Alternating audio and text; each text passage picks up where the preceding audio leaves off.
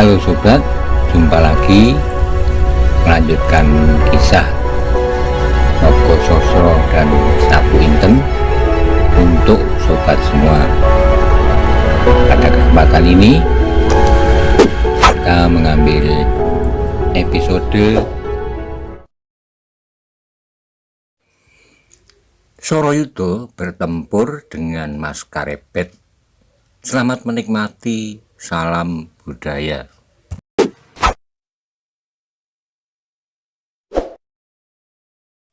Pada episode terdahulu dikisahkan bahwa Soroyudo sedang bersitegang dengan Maiso Jenar mengenai tentang harus dikembalikannya Roro Wilis kepada gurunya. Bagaimana kisah selanjutnya? Simak bersama-sama. Monggo kula aturi subscribe, like, komen, soho share. Matur nuwun. Mendengar kata-kata yang terucapkan oleh mulut Soroyudo itu, semuanya jadi terdiam. Pandanalas, Maiso Jenar dan Kanigoro seolah-olah terpesona oleh pancaran perasaan mereka atas peristiwa itu agak berlainan. Pandanalas, gurunya, tiba-tiba menjadi berbangga hati melihat ketetapan hati muridnya yang penuh kejantanan. Wanita bagi seorang laki-laki adalah tidak ubahnya pusaka yang kalau perlu rela bertaruh nyawa. Kanigoro dan Maiso Jenar pun mula-mula mengaguminya. Tetapi kemudian sebagai laki-laki berhati jantan, tersentuhlah perasaan mereka.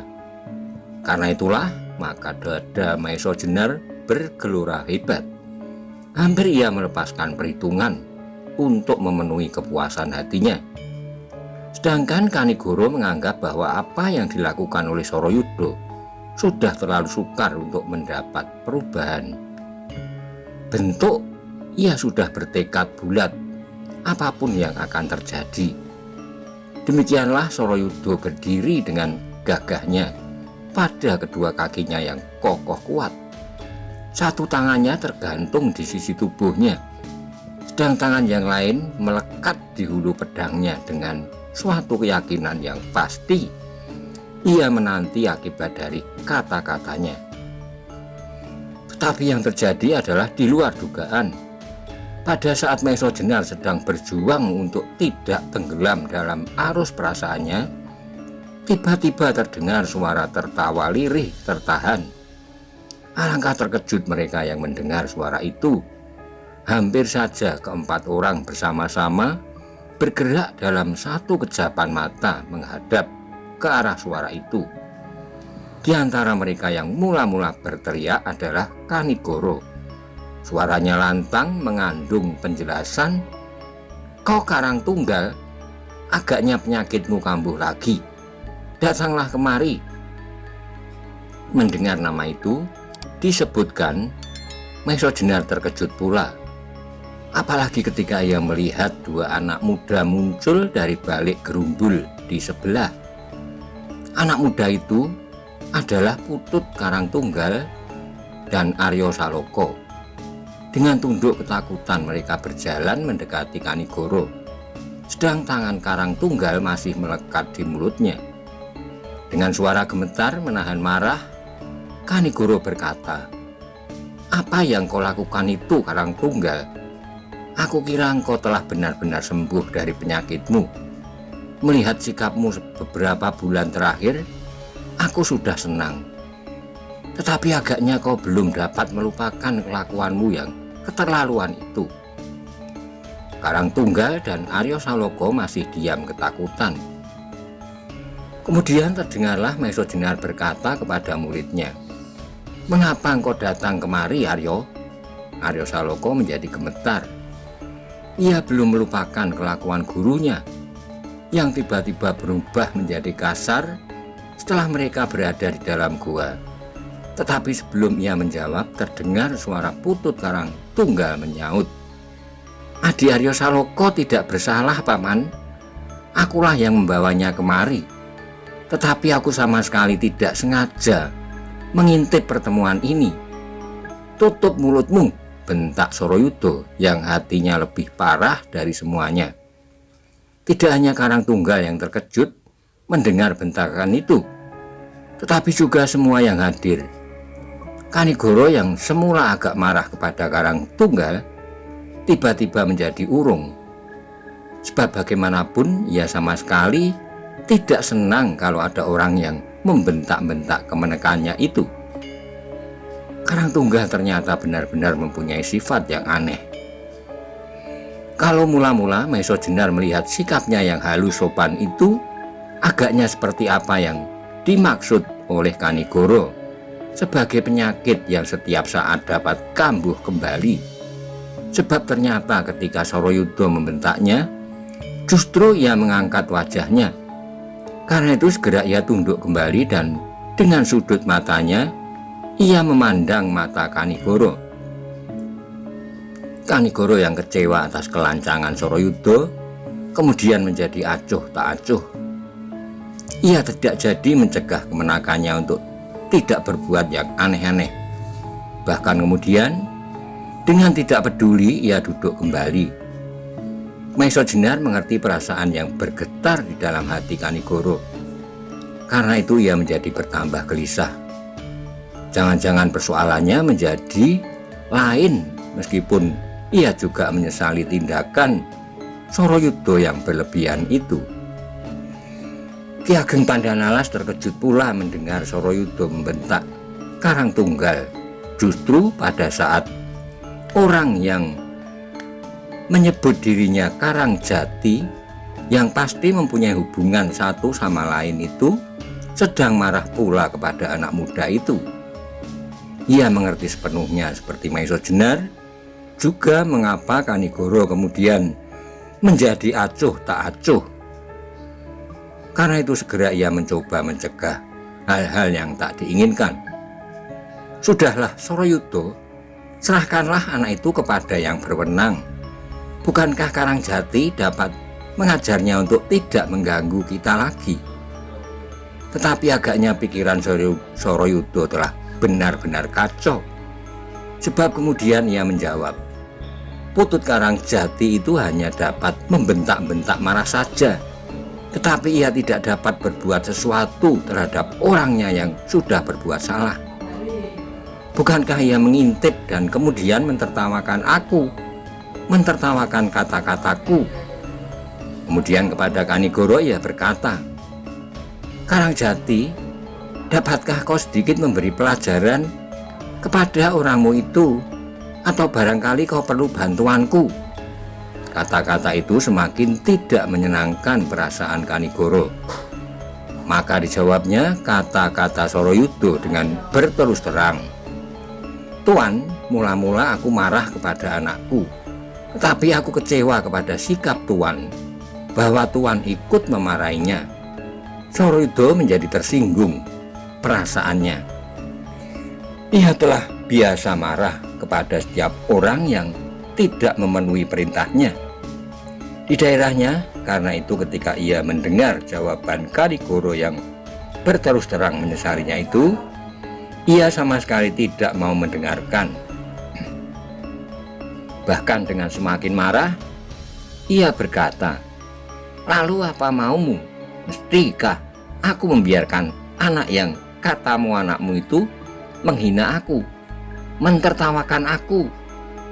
Baiklah, katakan kepadaku bahwa kau tidak mampu mengajarnya, dan katakan pula kepadaku bahwa kau perlu bantuanku untuk mengajarnya. Ayo, katakan, supaya aku tidak kau anggap salah lagi kalau aku mengajarnya sedikit kesopanan. Kanigoro menganggap bahwa kata-kata Sorayuda itu sudah berlebih-lebihan. Karena itu bagaimanapun ia menyabarkan diri, namun ia menjadi jengkel pula karenanya. Maka kemudian dijawabnya, terserahlah kepada Tuan. Kalau Tuan mempunyai waktu untuk mengajarnya, itu kalau Tuan merasa mampu. Dada Maesa Jenar berdesir mendengar jawaban Kanigoro. Sebab dengan demikian berarti bahwa ia mengizinkan Karang Tunggal melayani Sorayuda, bagi Maesa Jenar ada dua hal yang menggelisahkan.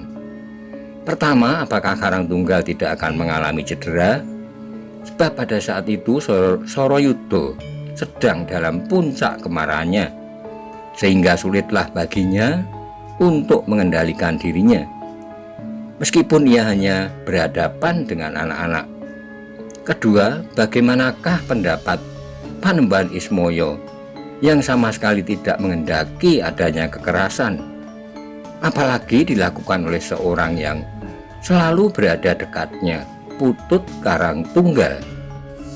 Tetapi ia tidak dapat berpikir lebih jauh, sebab pada saat itu terdengarlah Sorayuda tertawa, meskipun sama sekali bukan karena perasaan gembira. Di sela-sela tertawanya ia berkata, "Baiklah, sekarang kau yang menghina aku. Kau sangka aku tidak mampu mengajar anakmu, meskipun andai kata anakmu dikasih dewa-dewa, tak seorang pun dapat mencegahnya lagi. Ki Ageng Pandanalas pun tidak, apalagi memang orang tua itu tidak berusaha mencegahnya." Ketika ia mendengar Kanigoro meragukan kemampuan muridnya, hanya saja ia selalu waspada kalau Sorayuda akan berbuat keterlaluan terhadap Putut Karang Tunggal. Dan pada itu, mula-mula Karang Tunggal menjadi ragu-ragu. Ia tidak mengerti apa maksud pamannya itu, sehingga dengan wajah yang bertanya-tanya, ia memandang Kebu Kanigoro tanpa berkedip, minta penjelasan. Untuk beberapa saat Kanigoro menunggu perkembangan suasana. Ketika ia sudah tahu benar bahwa Ki Ageng Pandanalas tidak mencegah muridnya, maka kemudian ia pun mengangguk kecil kepada Putut Karang Tunggal. Putut Karang Tunggal tiba-tiba menjadi gembira sekali. Matanya yang bulat bercahaya itu menjadi berseri-seri. Sejak mengunjungi pamannya di bukit kecil itu, ia merasa sangat terkekang. Ia mulai dapat melemaskan tulang-tulangnya ketika ia mendapat kawan bermain Arya Saloka. Tetapi apa yang dilakukan adalah sangat terbatas. Sekarang ia mendapat kawan bermain. Barangkali dengan orang itu ia akan dapat bertindak lebih leluasa lagi. Meskipun demikian, dengan tersenyum-senyum ia mengangguk hormat kepada Sorayuda yang sudah mulai melangkah mendekatinya dengan gigi yang gemeretak dan mulut terkatup rapat. "Tuan," yang di pinggangnya tergantung perguruan Pandan Alas, "perkenankan aku minta maaf. Sebenarnya aku sama sekali tidak bermaksud mentertawakan Tuan. Hanya karena kelakuan Tuanlah sebenarnya, maka aku tidak berhasil menahan geli." Hati Sorayuda yang sedang marah mendengar kata-kata itu seperti disiram api. Telinganya seketika menjadi panas dan bibirnya bergetaran. Maesa Jenar tidak menduga sama sekali bahwa Putut Karang Tunggal akan berkata demikian, sehingga hampir saja ia melangkah maju untuk mencegahnya. Tetapi diurungkan ketika Kanigoro menggamit tangannya sambil menggelengkan kepalanya. Meskipun demikian, hati Maesa Jenar menjadi sangat berdebar-debar. Ia telah melihat persoalannya membelok dari arah semula. Sebab sebelum hal ini terjadi, ia masih dapat mengerti tuntutan perasaan Sorayuda. Tetapi kemudian agaknya ia sudah dikendalikan oleh nafsu yang terlepas dari pengamatan pikiran. Sorayuda yang sudah berada dalam puncak kemarahannya itu segera meloncat dan menampar mulut Karang Tunggal dengan suatu gerakan yang cepat sekali. Melihat gerak tangan Sorayuda, hati Maesa Jenar berdesir, sebab gerakan itu sedemikian cepat sehingga tak mungkin untuk dihindari. Tetapi apa yang disaksikan sangat mengguncangkan hatinya. Ia melihat pukulan itu menyambar pipi Karang Tunggal. Bahkan ia melihat suatu benturan yang keras. Namun demikian, Karang Tunggal sama sekali tak bergetar. Bahkan dengan suatu gerak yang cepat, ia meloncat mundur, menjauhi. Juga gerak itu sangat mengagumkan, Putut Karang Tunggal dapat bergerak mundur dengan tangkas, seolah-olah tidak menggerakkan anggota badannya. Demikian herannya sehingga Maiso Jenar bergeser maju selangkah, seolah-olah ia ingin melihat bahwa suatu kenyataan yang aneh telah terjadi di hadapannya. Agaknya demikian juga Ki Ageng Pandan Alas yang memandang perkelahian itu dengan mulut ternganga. Sorayuda yang sedang terbakar hatinya tidak begitu memperhatikan kenyataan yang aneh itu. Bahkan ia menjadi semakin bernafsu ketika ia merasa serangannya yang pertama itu gagal, sehingga kemudian ia pun menyerang lebih dahsyat lagi. Sekarang Putut Karang Tunggal telah siap untuk menerima serangan Sorayuda, sehingga ia tidak menjadi sasaran saja. Dengan cepat ia mengelak dan dengan cepat pula ia membalas serangan Sorayuda dengan serangan yang cepat pula. Maka saat kemudian terjadilah perkelahian yang sengit, suatu perkelahian antara dua orang yang memiliki kecepatan bergerak yang mengagumkan, seperti apa yang pernah disaksikan oleh Maiso Jenar. Putut Karang Tunggal dengan lincahnya menari-nari seperti melihat lawannya dari arah yang sama sekali tak terduga-duga. Tetapi Sorayuda bukan anak kecil yang kagum melihat burung terbang di udara. Ia telah hampir masak dalam ilmunya, ilmu yang ditakuti lawan dan disegani kawan. Apalagi ia sendiri telah menempuh pengalaman luas, sehingga dengan demikian ilmunya menjadi bertambah sempurna. Karena itulah maka ia sama sekali tidak menjadi bingung kemana bayangan Karang Tunggal meluncur. Sorayuda telah siap untuk menghadapinya. Bahkan semakin lama serangannya semakin mengerikan. Kalau semula ia masih belum pergunakan segenap kecakapannya, maka setelah ia bertempur beberapa lama, dengan sendirinya segenap ilmunya dikerahkan pula. Meskipun demikian, apa yang dilakukan Sorayuda sama sekali bukanlah semacam seorang yang mengajari sedikit kesopanan kepada Karang Tunggal, tetapi benar-benar telah terlibat dalam suatu perkelahian dengan seorang yang sama sekali tidak diduganya akan dapat mengimbanginya dengan sangat baik. Karena itu Sorayuda menjadi semakin heran, marah dan benci bercampur aduk. Ia menjadi heran karena anak itu benar-benar tidak diduganya mempunyai kemampuan yang sedemikian tinggi, dan karena itulah ia menjadi marah sekali. Ia merasa bahwa anak itu dengan sengaja telah menghinanya dan menariknya ke dalam suatu pertentangan. Karena itulah maka ia tidak mau lagi mengekang dirinya. Seperti badai yang dahsyat, serangan Sorayuda kemudian datang bergulung-gulung mengerikan sekali. Pandan Alas yang menyaksikan pertempuran itu dengan mulut ternganga menjadi tersadar bahwa masalahnya bukanlah masalah main-main lagi. Seperti Sorayuda, ia pun tidak mengira sama sekali bahwa anak yang nakal itu dapat bertempur sedemikian gigihnya, sehingga timbullah suatu kecurigaan di dalam hatinya bahwa ia benar-benar hanya seorang putut yang mengabdikan hidupnya kepada seorang panembahan di daerah terasing seperti Karang Tumoritis, di mana segala sesuatunya lebih diberatkan pada masalah-masalah rohaniah. Pandan Alas semakin curiga pula pada orang yang mengaku bernama Karang Jati itu. Kalau saja anaknya dapat berbuat demikian, apalagi kira-kira yang dapat dilakukan oleh ayahnya. Karena itu mau tidak mau Pandan Alas harus mawas diri. Meskipun sebenarnya ia malu mencampuri perkara anak-anak, tetapi siapa tahu kalau masalahnya menjadi berlarut-larut.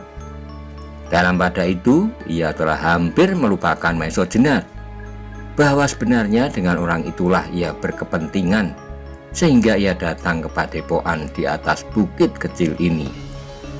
Sementara itu pertempuran antara Karang Tunggal yang tidak lain adalah Mas Karebet, yang juga dikenal dengan nama Joko Tingkir, yang telah diramalkan oleh seorang wali yang waskito, Sunan Kalijogo bahwa kelak akan menduduki tahta kerajaan melawan murid tertua dan terpercaya dari perguruan Pandan Alas yang terkenal sebagai seorang sakti dari Kelura. Keduanya memiliki pegangan yang kuat serta pengalaman yang luas. Karena itu semakin lama pertempuran itu menjadi semakin dahsyat.